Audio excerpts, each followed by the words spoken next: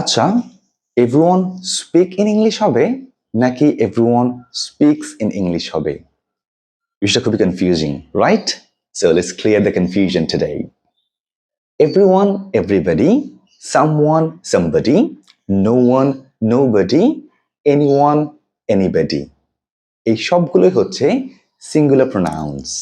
তার মানে এই সবগুলো প্রোনাউনের পরে আমরা ভার্বের শেষে এস অথবা ইএস যুক্ত করব।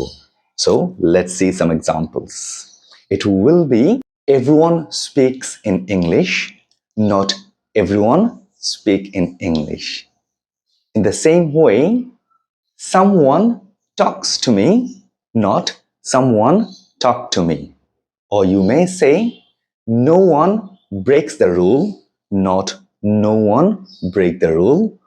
Or you can say, anyone loves this movie, not anyone love this movie.